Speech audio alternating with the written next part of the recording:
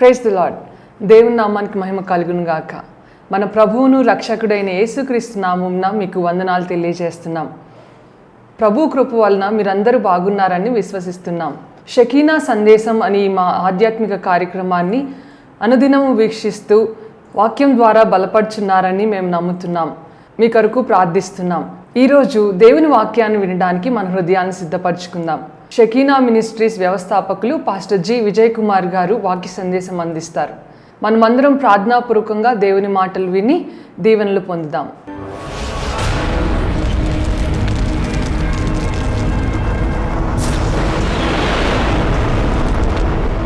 లేవియా కాండంలో 24వ అధ్యాయము 6, 7, 8, 9 వచనాలు చదువుకుందామా? యెహోవా సన్నిధిని నిర్మలమైన బల్ల మీద అనగా సన్నిధి రొట్టెల బల్ల మీద ఆరేసి భక్ష్యములు గల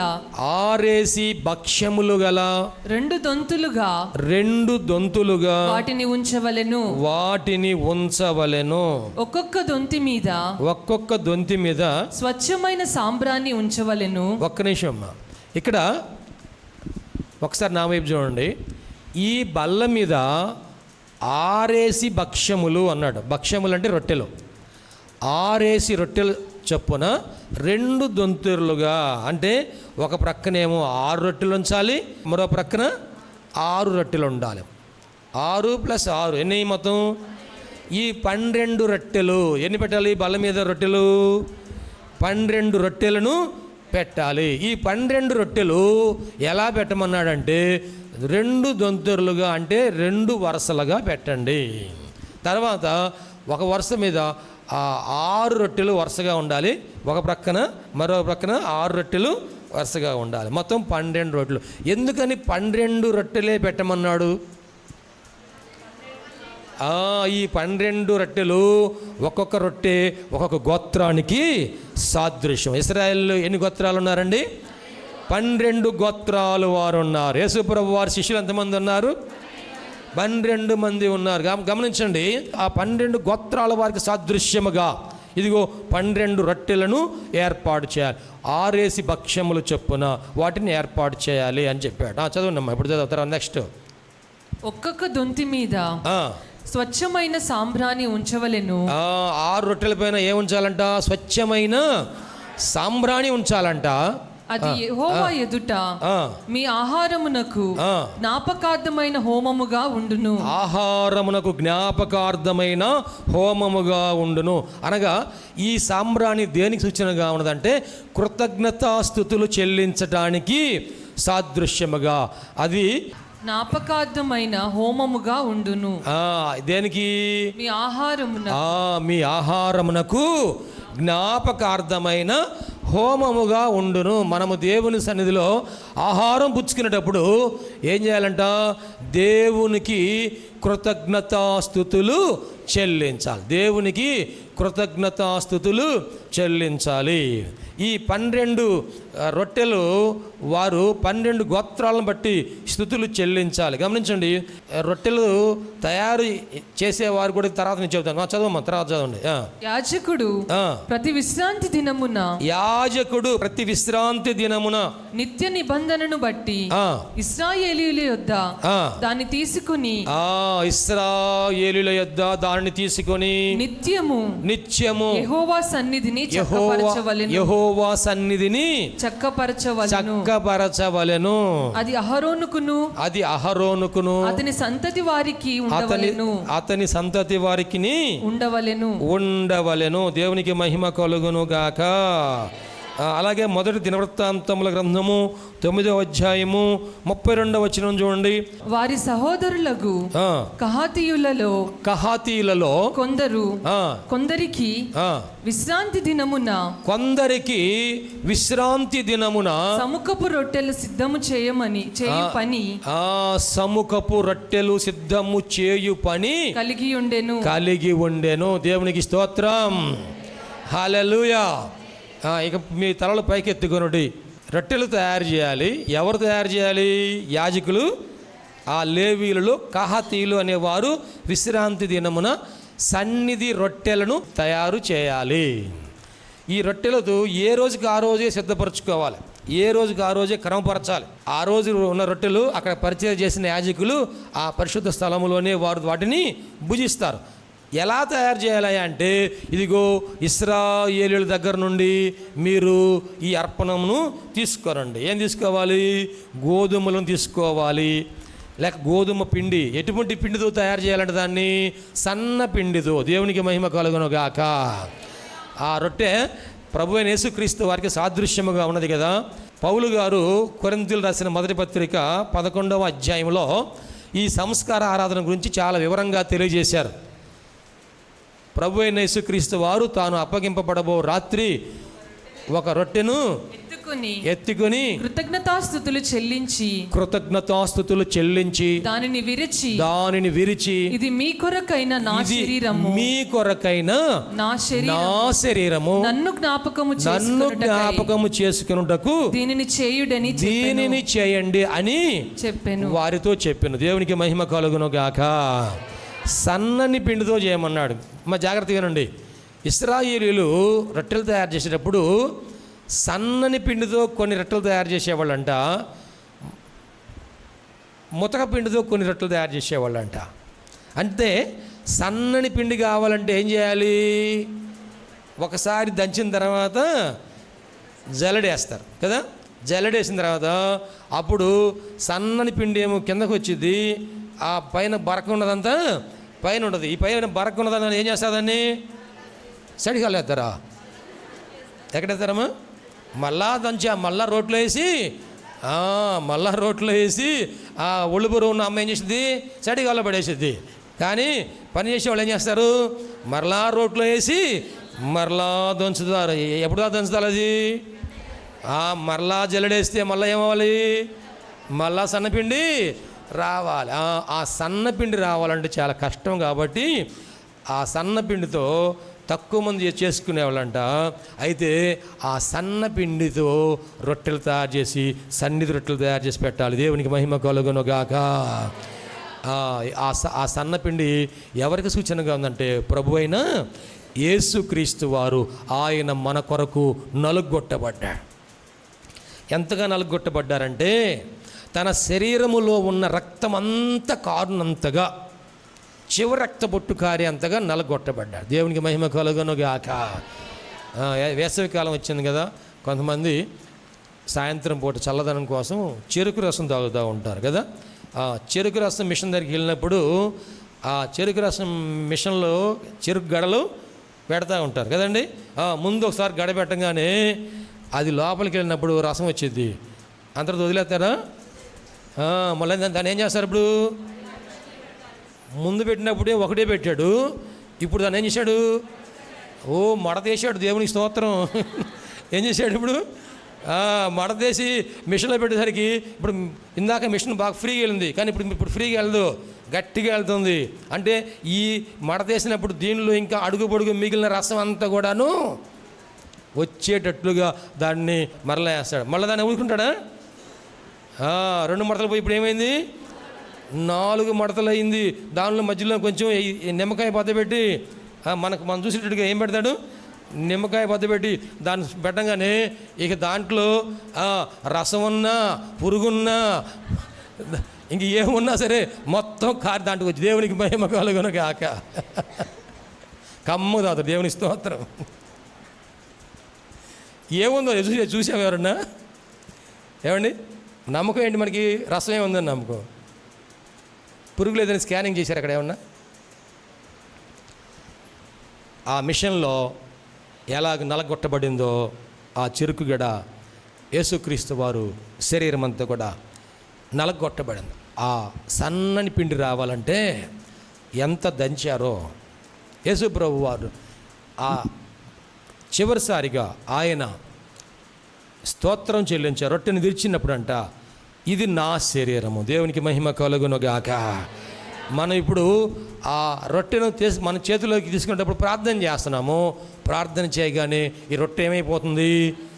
ఆయన శరీరముగా మార్చబడుతుంది. దేవునికి మహిమ కలుగును గాక. హల్లెలూయా. మనం రొట్టెను తీసుకుంటున్నామా, శరీరం తీసుకుంటున్నామా? మన జాగ్రత్త సమాధానం చెప్పండి. మన చేతిలో వింటున్నారా, మన చేతిలో రొట్టె ఉంటుందా, శరీరం ఉంటుందా? మన చేతిలో ఆయన శరీరం ఉంటుందా, రొట్టె ఉంటుందా? ఆయన శరీరము. దేవునికి మహిమ కలుగునుగాక. హల్లెలూయా. సన్నని పిండితో తయారు చేయాలి రొట్టెలు. ఎవరు తయారు చేయాలి? లేవీలు తయారు చేయాలి. కహాతీయులు, లేవీ గోత్రంలోనే కహాతీయులు అనేవారు ఉన్నారు, వారు తయారు చేయాలి. వీరిలో కూడా ఒక్కొక్కరికి ఒక బాధ్యత అప్పు చెప్పారు. అందులో ఆ రొట్టెలంట బల్ల మీద పెట్టిన తర్వాత అక్కడ పళ్ళెములు, గిన్నెలు, బంగారు ఉపకరణాలు ఉన్నాయి కదండి. ఆ రొట్టెలు పెట్టిన తర్వాత అంట ఆ గిన్నెనంట రొట్టెల మీద బోర్లించాలంట. దేనికోసం?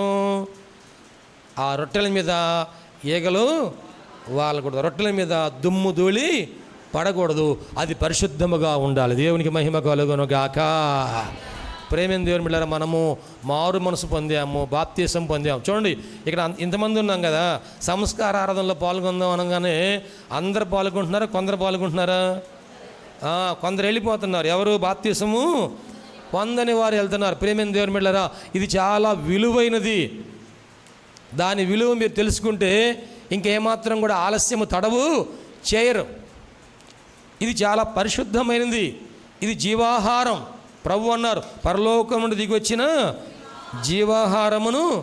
యోహాను సువార్త 6వ అధ్యాయంలో చదవద్దు కానీ అక్కడ ప్రభువు చెప్పారు, క్షయమైన ఆహారం కోసం మీరు కష్టపడవద్దు కానీ అక్షయమైన ఆహారం కొరకే మీరు కష్టపడండి. క్షయమైందంటే ఈరోజు మనం వండుకుంటున్నాం, తింటున్నాం, ఇది పోతుంది. కానీ అక్షయమైన ఆహారం అంటే ఇదిగో ఆయన శరీరము, ఆయన రక్తము, ఇది అక్షయమైన ఆహారం. దేవునికి మహిమ కలుగునుగాక. యోహాను సువార్త 6వ అధ్యాయంలోనే యేసు ప్రభు ఒక మాట సెలవిచ్చారు, నా శరీరము తిని 56 వచ్చిన నా శరీరము తిని నా రక్తము త్రాగువాడు నాయందును నేను వాని యందును నిలిచియుందుము. దేవునికి మహిమ కలుగునుగాక. లూకాసు వార్త 22వ అధ్యాయం 29-30 వచనాలు చూడండి. నా శరీరము తిని నా రక్తము త్రాగువారే అంత్యదినమున లేవనెత్తబడతారు. యేసు ప్రభు వారు వచ్చినప్పుడు ఎవరు ఎత్తబడతారు అంటే సంస్కార ఆరాధనలో పాల్గొన్నవారు. అమ్మ విన్నారా? వినండి. సంస్కార ఆరాధనలో పాల్గొనేవారు అనగా జీవాహారమును పుచ్చుకునేవారు. మారు మనసు పొందాలి, పాపక్షమాపణ పొందాలి, నీటి బాప్తిసం పొందాలి, పరిశుద్ధాత్మ బాప్తిసం పొందాలి, రక్షణ ఆనందములో ఇదిగో సన్నిధి రొట్టెలు అనుదినము క్రమముగా పేర్చాలి. మన జీవితం క్రమముగా ఉండాలి, వాక్యానుసారంగా మనం జీవించాలి. రొట్టె దేవుని వాక్యానికి సూచన కనుక వాక్యానుసారంగా మనం జీవించాలి. ఆ రొట్టెలను తెచ్చి బల మీద పడేయండి అని చెప్పలా. ఏం చెప్పారు? ఒక ప్రక్కన 6 పెట్టాలి, మరో ప్రక్కన 6 పెట్టాలి. ఇవన్నీ క్రమపరచాలి, దీని మీద మూత పెట్టాలి, జాగ్రత్తగా ఉంచాలి. నీ జీవితము జాగ్రత్త కాపాడుకోవాలి, పరిశుద్ధతను కాపాడుకోవాలి, సాక్ష్యాన్ని కాపాడుకోవాలి, విశ్వాసాన్ని కాపాడుకోవాలి. పౌలు గారు ఏం చెప్పారు? చివరి మాట, నా మంచి పోరాటము పోరాడి తిని నా పరుగు కడముట్టించాను, నా విశ్వాసము ఈ మాట చెబుదామా? నా విశ్వాసము కాపాడుకొంటిని. దేవునికి మహిమ కలుగునుగాక. మందిరంలోనే కాదు, మందిరం వెలుపల కాదు, నువ్వు పనిచేసే స్థలంలో కాదు, నువ్వు బ్రతికున్న ప్రతి స్థలంలో కూడా నీ విశ్వాసాన్ని కాపాడుకోవాలి. షడ్రకు, మెషకు, అబేద్నెగో రాజుగారు, నేను మీకు జీతం ఇస్తున్నాను, నేను మిమ్మల్ని పోషిస్తున్నాను, నేను మిమ్మల్ని బ్రతికిస్తున్నాను, నేను తలుచుకుంటే మిమ్మల్ని లేపేస్తానన్నాడు. రాజా, నీకు ప్రత్యుత్తరం ఇవ్వాలన్న చింత మాకు లేదు, మిమ్మల్ని అగ్నిగుండంలో కాల్చేస్తానన్నాడు. అయినా సరే మేము సేవించుచున్న దేవుడు మమ్ములను రక్షింపగలిగిన సమర్థుడు. వారి విశ్వాసాన్ని కలిగి ఉన్నారా లేదా? విశ్వాసాన్ని కాపాడుకున్నారా లేదా?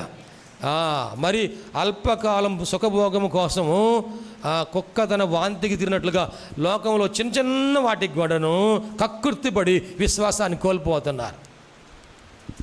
చీటికి మాటికి అబద్ధాలు చెప్పటం, అయిన దానికి కాని దానికి అబద్ధాలు చెప్పటం, ఇది దేవుని దృష్టిలో ఏమనుకుంటున్నారు మీరు? బలలో పాల్గొంటున్నామంటే బయట ఎట్లా బతికొచ్చినా సరిపోద్దులే అనుకోబాకండి దయచేసి.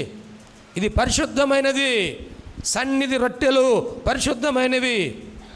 యేసు ప్రభు వారు అన్నారు, నా శరీరము తిని నా రక్తము త్రాగువాడారో వారే అంత్య దినమున ఎలాగ తినాలి, ఎలాగ తాగాలి అంటే యోగ్యముగా.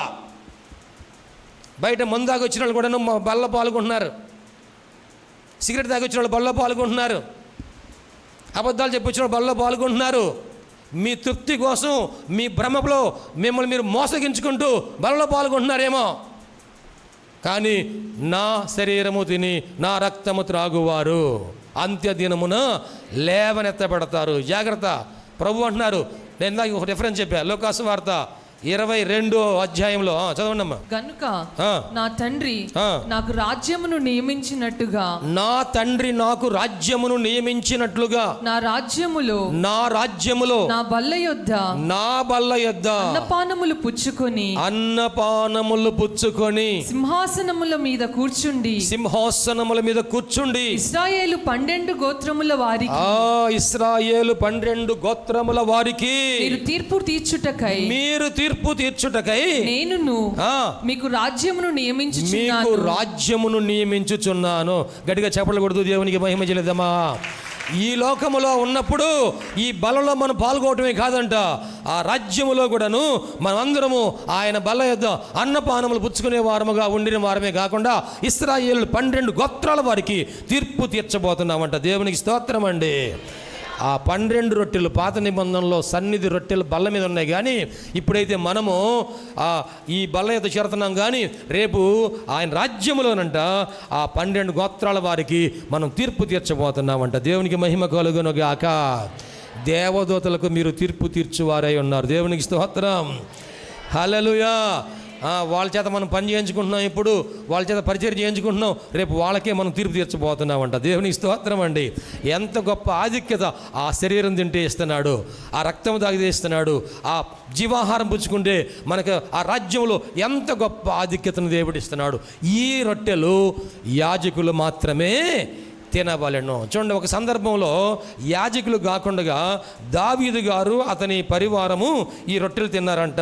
చూడండి, లేఖన భాగంలో మత్తయి వార్త 12వ అధ్యాయము 4-5 వచనాల్లో అతడు దేవుని మందిరములో ప్రవేశించి దావీదు దేవుని మందిరములో ప్రవేశించి యాజకులే తప్ప తానైనను తనతో కూడా ఉన్నవారైనను తినకూడని సముఖపు రొట్టెలు తినెను. మరియు యాజకులు విశ్రాంతి దినమున దేవాలయమును విశ్రాంతి దినమును ఉల్లంఘించి నిర్దోషులై ఉన్నారని మీరు ధర్మశాస్త్రమందు ధర్మశాస్త్రములో చదవలేదా? యేసు ప్రభు వారు ప్రశ్నిస్తా ఉన్నారు. ఎక్కడ ధర్మశాస్త్రములో? మొదటి సమూయేలు గ్రంథములో 21వ అధ్యాయము 1వ వచనం నుండి చూడండి. మొదటి సమూయేలు గ్రంథము 21వ అధ్యాయము 1వ వచనం నుండి చదివినట్లయితే అక్కడ ఈ సందర్భం దావీదు నోబులో యాజకుడైన అహీమెలెకు నొద్దకు వచ్చెను. అయితే అహీమెలెకు దావీదు రాకకు భయపడి నీవు ఒంటరిగా వచ్చితివేమని అతన్ని అడుగగా దావీదు రాజు నాకు ఒక పని నిర్ణయించి నేను నీకు ఆజ్ఞాపించి పంపిన పని ఏదో అదెవనితోనైనను చెప్పవద్దనెను. నేను నా పని వారిని ఒకానొక చోటికి వెళ్ళ నిర్ణయించి తిని నా యొద్ద ఏమి ఉన్నది? 5 రొట్టెలు గాని మరేమియు గాని యుండిన ఎడల అది నాకిమ్మని యాజకుడైన అహీమెలెకుతో అనగా నీ యొద్ద ఏమున్నదయ్యా? ఒక 5 రొట్టెలు ఉన్నాయా అని చెప్పేసి అడిగాడు. యాజకుడు సాధారణమైన రొట్టెలు నా యొద్ద లేదు. జాగ్రత్తగా ఉండమ్మా. యాజకుడు ఏమంటున్నాడు? సాధారణమైన రొట్టెలు నా దగ్గర లేదు. అంటే సాధారణమైనవి ఏంటి రొట్టెలు అంటే ఏంటి?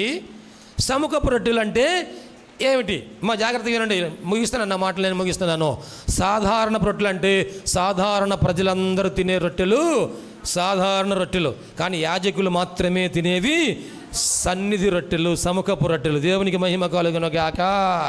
అయ్యా దావీదా, నా దగ్గర సాధారణ రొట్టెలు ఏమీ లేవు, నువ్వు యాజకుడు కాదు కదా, నువ్వు తినకూడదు కదా అని చెప్పేసి ఈయన యాజకుడు సమాధానం చెబుతున్నాడు. అప్పుడు దావీదు గారు ఏమన్నారండి? పనివారు యాజకుడు ఏమంటున్నాడు? పనివారు స్త్రీలకు ఎడముగానున్న వారైతే, స్త్రీలకు ఎడముగా ఉన్నవారైతే ప్రతిష్ఠితమైన రొట్టెలు కలవని. ఈ రొట్టెలు ఏ రొట్టెలు అంటండి? ప్రతిష్ఠితమైన రొట్టెలు. సన్నిధి రొట్టెలు అంటే ఏ రొట్టెలు అంటండి? ప్రతిష్ఠితమైన రొట్టెలు. ప్రేమ దేవుని బిడ్డలారా, లోకములో ఉన్నవారు అందరు తినే రొట్టెలు వేరు, కానీ ప్రతిష్ఠిత రొట్టెలు. లోకములో ఉన్న ప్రజలందరూ వేరు, కానీ బల్ల ఎదుగు చేరిన నీవు వేరుగా ఉన్నావు. దేవునికి స్తోత్రం. లోకములో నుంచి నీవు ప్రత్యేకించబడ్డావు. దేవునికి స్తోత్రం. అప్పుడు ఏం చెప్పాడంట? అందుకు దావీదు నిజముగా నేను బయలుదేరి వచ్చినప్పటి నుండి ఈ మూడు దినములు స్త్రీలు మాకు దూరముగానే ఉన్నారు. పనివారి బట్టలు పవిత్రములే.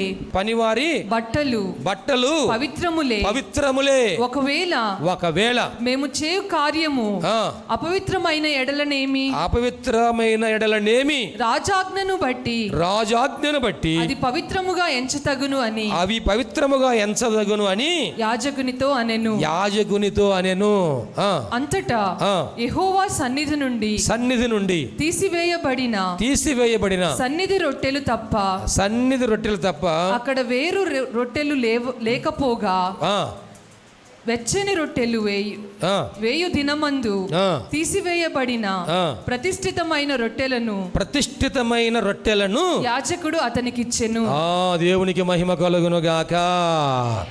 ఇప్పుడు దావీదు గారికి ఏ రొట్టెలు ఇచ్చారంటండి? ప్రతిష్ఠితమైన రొట్టెలు. ఎవరు తినవలసిన రొట్టెలు అవి?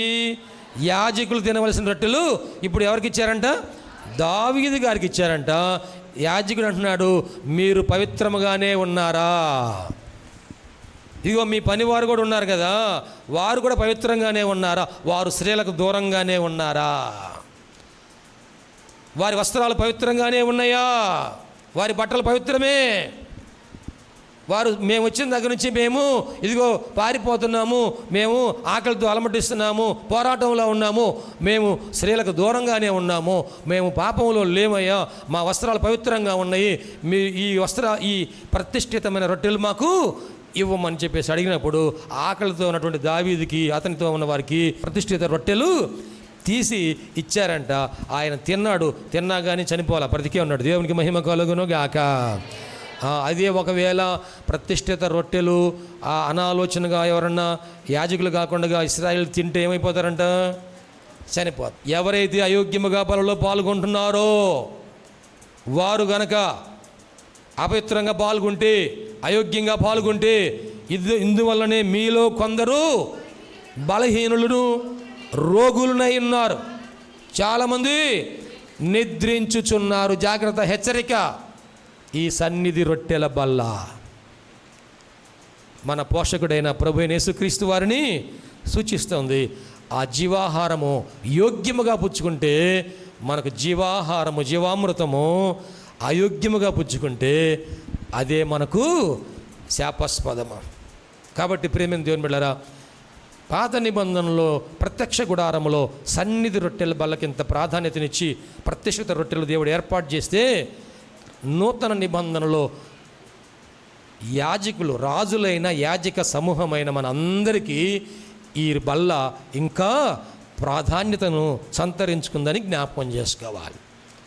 మనం మాత్రమే, యాజకులు మాత్రమే భుజించాలి. ఇక్కడ బాప్తిసం పొందిన వారు మాత్రమే ఆయన శరీరము, ఆ రొట్టెను తీసుకోవాలి. దయచేసి మీ దగ్గర చిన్నపిల్లలు ఉంటే, ఇంకా లేకపోతే బాప్తిసం పొందిన వాళ్ళు ఉంటే కొంచెం ద్రాక్షరసం మేము కూడా తాగుతాము, లేకపోతే కొంచెం రొట్టె ముక్క మాకు కూడా ఇచ్చిపెట్టండి అంటే ఎవరు ఇచ్చి వాళ్ళకి ఇవ్వకూడదు కదా, వాళ్ళకి ఇవ్వకూడదు. ఎవరు తీసుకోవాలి? బాప్తిసము పొందిన వారికి. పిల్లలు ఏడుస్తున్నారు కానీ చెప్పి వాళ్ళకి ఈ బాగండి.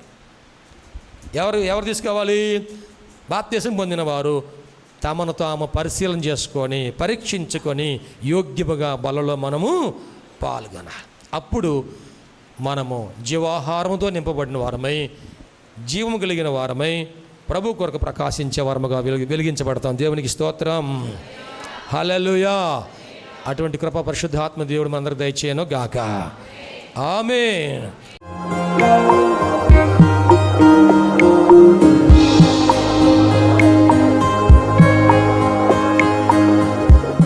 ప్రభునందు ఇంతవరకు దేవుని వాక్యం విన్నందులకు ప్రభునామమున వందనాలు తెలియజేస్తున్నాం. మనం అందరం ప్రార్థనలో ఏకీపిద్దాం. తలలు వంచి కనులు మూసుకొని ప్రార్థనలో ఏకీపిద్దామండి. ప్రార్థించుకుందాం. మహోన్నతుడైన దేవ, పరిశుద్ధుడైన మా ప్రభువా, నీ పరిశుద్ధమైన పాదములకు వందనాలు. ఇదిగో నాయనా, ఈ వాక్యము ద్వారా మాతో మీరు మాట్లాడినందుకు వందనాలు ప్రభా. అవును, నువ్వు సజీవుడైన దేవుడు అయ్యా, మాట్లాడే దేవుడవు ప్రభా. ఈ వాక్యం మా హృదయంలో పదిలిపరుచుకుంటూ సహాయం చేయండి. సంపూర్ణమైన మారు మనసు మాకు దయచేయండి. పాప క్షమాపణ అనుభవం మాకు దయచేయండి. రక్షణ ఆనందం మాకు దయచేయండి ప్రభువా. ఈ అనారోగ్యములు, బలహీనతలు, సమస్యలు, శోధనలు, సైతాను ఆటంకాలు అన్నీ కూడా యేసుక్రీస్తు నామములో తొలగించండి నాయన. పరిశుద్ధాత్మ దేవ, మీ కార్యం జరిగించండి అయ్యా. మీరు మాకు తోడుగా ఉండి దీవించండి. మమ్మల్ని, మా కుటుంబం జ్ఞాపకం చేసుకోండి. మా బిడ్డల్ని మీరు ఆశీర్వదించండి ప్రభువా. మా కుటుంబంలో రక్షణ ఆనందం సంపూర్ణంగా దయచేయండి. ఎటువంటి అవసరాలని మీకు తెలుసునైనా ప్రతి అవసరతలో కూడా మాకు సహాయం దయచేయండి. అన్ని విషయాలు కూడా మీరు దీవించండి. ఈ టీవీ ప్రోగ్రాం చూసిన ప్రతి ఒక్కరిని పేరు వరుసన మీరు దీవించి రక్షించి మీరు అక్కడ కొరకు సిద్ధపరచండి. మంచి భవిష్యత్తును వారికి దయచేసి మీ కృపలో మీరు వర్ధలు చేయమని నీకే సమర్పణ చేసుకుంటూ యేసయ్య పరిశుద్ధ నామములో స్తుతించి ప్రార్థించి వేడుకుంటున్నాము తండ్రి. ఆమెన్. తండ్రి, కుమార, పరిశుద్ధాత్మ త్రియేక దేవుని దీవెన తోడుగా నడిపించను గాక. Amen, amen, amen. మీ అందరికీ ప్రభునామన వందనాలు. దేవుడు మిమ్మల్ని దీవించను గాక. ఆమెన్. ప్రభునందు ప్రియమైన సహోదరి సహోదరులందరికీ షకీనా ప్రార్థనా మందిరం తరపున హృదయపూర్వక వందనాలు తెలియజేస్తున్నాం. దేవుని కృప వలన 2012వ సంవత్సరంలో 350 గజముల స్థలంలో ఈ మందిరం నిర్మించుకోవడానికి ప్రభు కృపించారు. 2016వ సంవత్సరంలో నూతన స్థలం 180 గజముల స్థలం తీసుకోవడానికి ప్రభు సహాయం చేశారు. ఈ సమయంలో ఈ స్థలం అంతట్లో కూడాను మందిరం నిర్మించుకోవడానికి ప్రభు ఏర్పాటు చేసి ఉన్నారు కనుక ఈ మందిర నిర్మాణం, పాత మందిరం తీసివేసి నూతన మందిర నిర్మాణం కార్యక్రమం ప్రారంభించబడిందని దయచేసి ఈ మందిర నిర్మాణం కొరకు మీరు అందరూ ప్రార్థన చేయాలని, ప్రేరేపించబడిన వారందరూ కూడాను ఈ మందిర నిర్మాణంలో 106 అడుగుల పొడవు, 45 అడుగుల వెడల్పు కలిగిన ఈ స్థలం అంతట్లో మందిర నిర్మాణం స్లాబ్ వేయటం జరుగుతుంది కనుక దయచేసి ప్రేరేపించబడిన వారందరూ కూడా మీ ఆర్థిక సహాయ సహకారాలు అందించి ప్రార్థించి మీరు దీవించబడాలని ప్రభునామన మనవి చేస్తున్నాం. ఈ స్క్రీన్ మీద చూపించబడుతున్న నంబర్కు మీరు ఫోన్పే కానీ, గూగుల్ పే కానీ, లేక మా అకౌంట్ నంబర్కి మీరు కానుక పంపించి సహాయం చేయాల్సిందిగా కోరుతున్నాం. లేక మీరు ప్రత్యక్షంగా వచ్చి ఈ మందిర నిర్మాణ కార్యక్రమాన్ని చూసి మీరు కానుక అందించి దీవించబడాలని ప్రభునామన మనం చేస్తాం. ప్రభు మనందరికీ తోడుగా ఉండి ఆశీర్వదించును గాక. ఆమె. షకీనా ప్రార్థనా మందిరము దేవుని యొక్క దర్శనములో దేవుని కృప వలన 2012వ సంవత్సరము మే నెల 1వ తారీఖున ప్రతిష్ఠ చేయటం జరిగింది.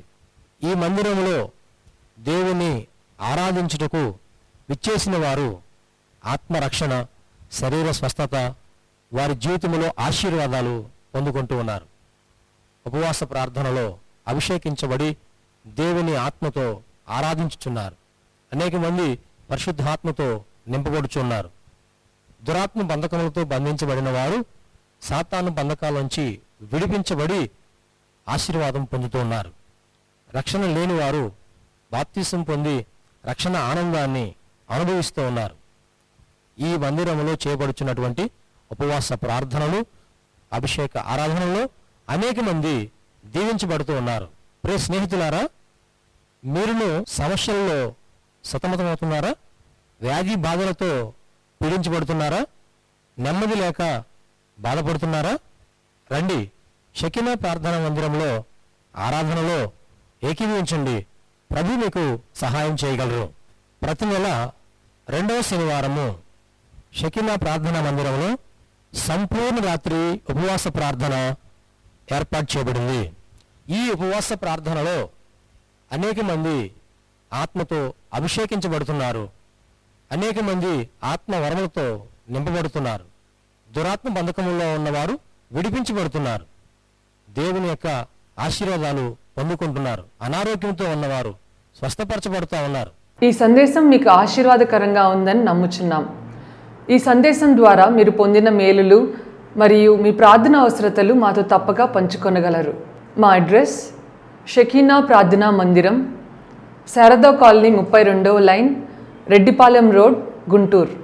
మా ఫోన్ నంబర్స్ 9963242497, మరి యొక్క నెంబర్ 8885539777. Praise the lord.